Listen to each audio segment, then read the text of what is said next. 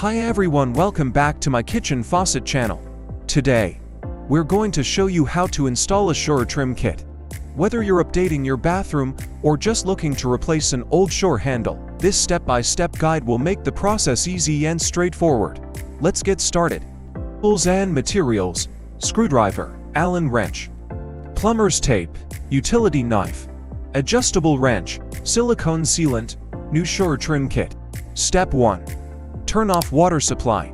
First things first, you'll need to turn off the water supply to your shower. This is usually located behind an access panel or under your sink. Step 2. Remove the old trim. Next, remove the old shower trim. This typically involves unscrewing the handle and removing the escutcheon plate. For this, you may need a screwdriver or an Allen wrench. Step 3. Prepare the surface. Now, it's time to prepare the surface. Clean off any old sealant or debris around the shower valve. This will ensure a good seal for your new trim kit. Step 4. Install the new trim kit. Take your new shower trim kit and start by attaching the escutcheon plate. Make sure it's properly aligned with the shower valve.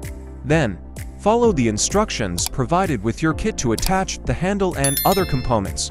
Step 5. Turn the water supply back on. Finally, turn the water supply back on and test the new trim kit to make sure everything is working properly. And there you have it, you've successfully installed a new shower trim kit. Before we wrap up, here are some bonus tips. 1. Safety first. Always wear safety goggles and gloves to protect yourself during the installation process. 2. Keep it clean. Use a vacuum or a damp cloth to clean up any debris or dust from the area you are working on. 3.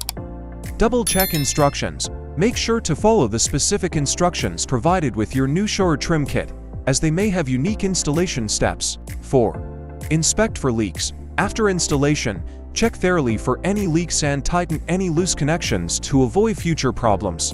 5. Maintain your tools. Make sure your tools are in good condition before starting the project to prevent any interruptions. 6. Have a backup plan. If you're not comfortable doing it yourself, don't hesitate to call a professional plumber.